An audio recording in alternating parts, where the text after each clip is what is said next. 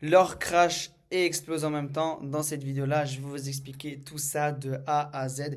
Qu'est-ce qui s'est passé, pourquoi et comment. L'opportunité sur l'or, elle est déjà passée et il y a des traders qui pensent que l'opportunité, elle est là. Le but de cette vidéo-là, c'est tout simplement de vous expliquer en quelques minutes et de comprendre c'est quoi la raison principale qui fait que l'or aujourd'hui est en train d'exploser de plus en plus et quand ça va être le moment parfait de vendre. Maintenant, je vais vous expliquer tout ça en détail pour mieux comprendre la situation, etc. Là, on va se retrouver directement sur les graphiques pour vous expliquer un petit peu de plus près.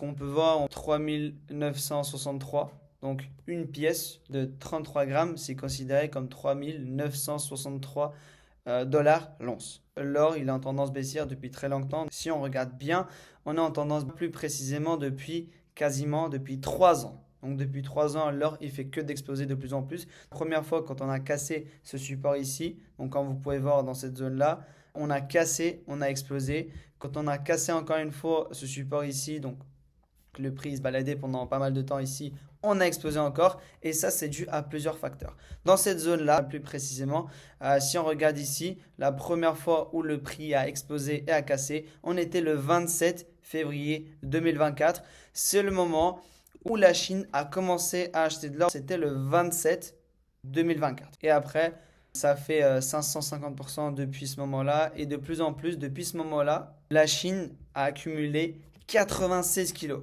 ce qui est énorme. 1 kilo, c'est l'équivalent de 120 000 euros. Donc si on calcule, ça fait énormément d'argent. Ça fait des millions et des milliers.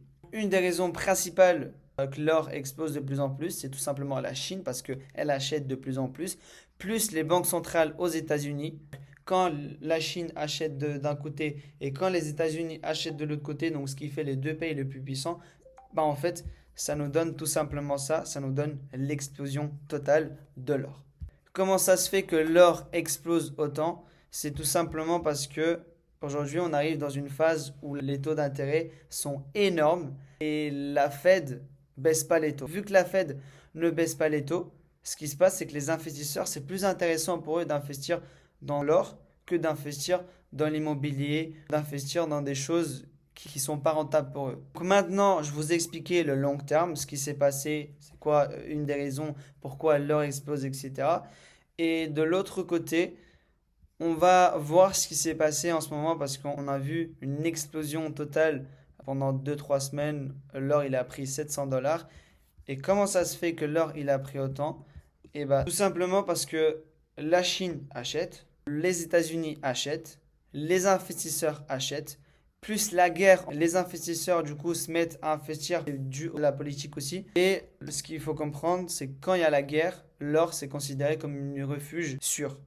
C'est pour ça qu'on a énormément d'investisseurs qui investissent de plus en plus là-dessus.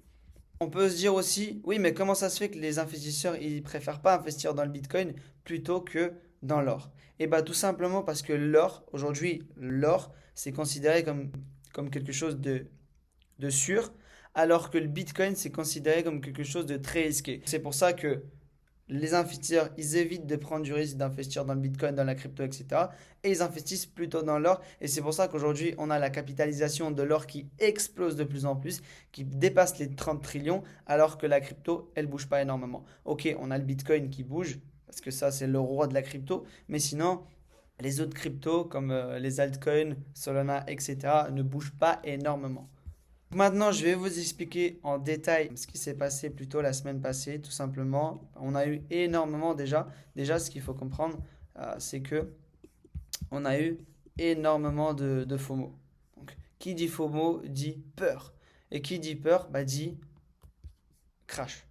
Donc, on a eu une journée à moins de... Depuis en 2022, c'était une journée historique, on a eu une journée à moins de 5%. Donc ce qui est énorme. L'or qui explose à 5%, ça on a déjà vu. Mais l'or qui explose à moins de 5%, c'est énorme. Donc je vais vous expliquer ce qui s'est passé. Tout simplement, regardez, c'est le FOMO. Énormément de personnes ont acheté l'or ici. Donc je vous ai préparé une vidéo qui montre comme quoi les gens ils faisaient la queue pour acheter de l'or. C'est juste fou. C'est juste fou comment les gens ils font la queue pour acheter de l'or. Alors que quand le prix il était très bas, tout le monde s'en foutait.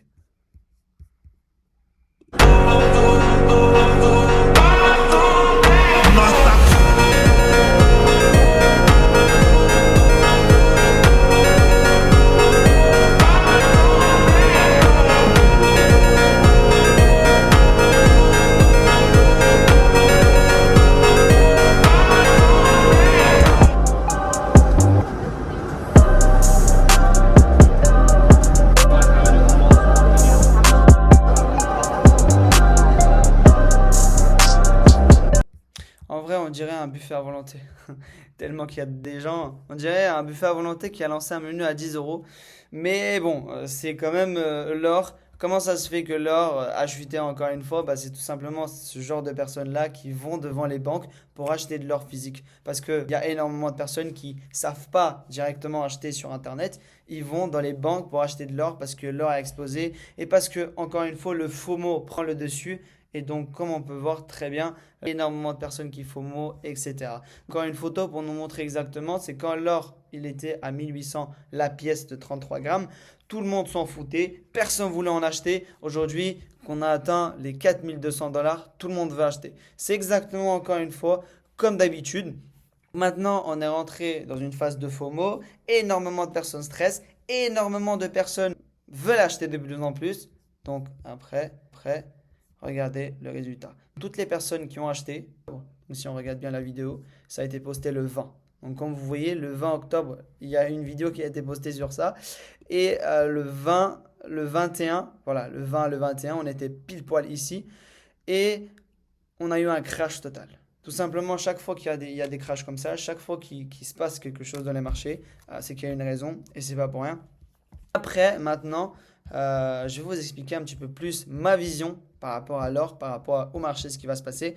C'est que moi, je vois quand même, personnellement, hein, c'est mon avis perso, je vois quand même peut-être encore une autre prise de liquidité parce que l'or, bah, il est un peu cher en ce moment. Donc, si on veut acheter de l'or, il est cher. On peut avoir quand même, il y a deux possibilités. Soit l'or, il fait ça, donc il revient chercher de la liquidité et comme vous pouvez voir dans cette zone-là, donc on a un support qui est assez important.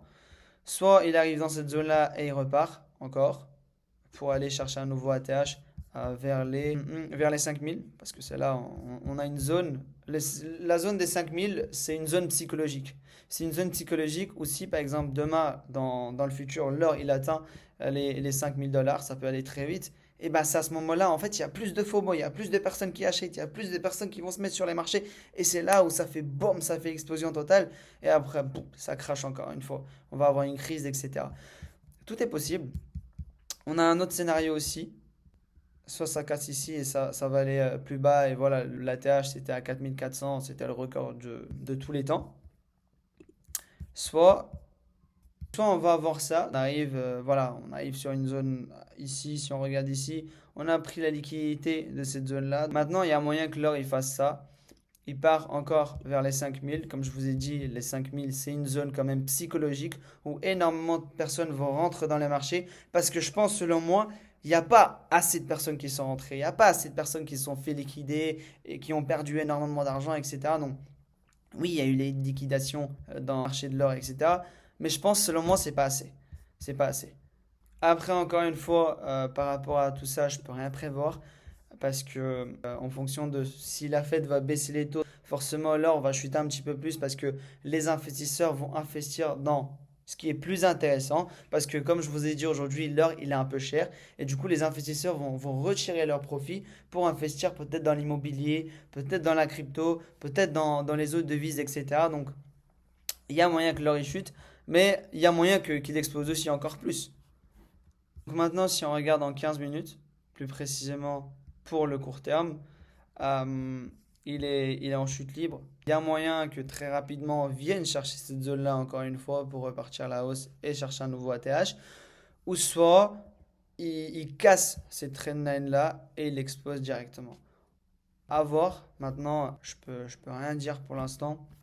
À voir comment les investisseurs vont réagir face à ça. À voir si Trump ne balance pas des news à la con, parce qu'en ce moment il a l'habitude. Et à voir encore une fois par rapport à tout ça. On arrive vers la fin de cette vidéo-là. N'hésitez pas à vous abonner, la chose la plus importante pour éviter de rater les autres vidéos. N'hésitez pas à laisser un like, un commentaire. Un commentaire surtout, c'est très important de me faire savoir si ça vous a aidé de comprendre un petit peu plus le marché de l'or. Et si vous avez compris un petit peu plus, c'est quoi qui a fait exploser l'or et c'est quoi qui a fait que l'or a chuté là récemment, etc.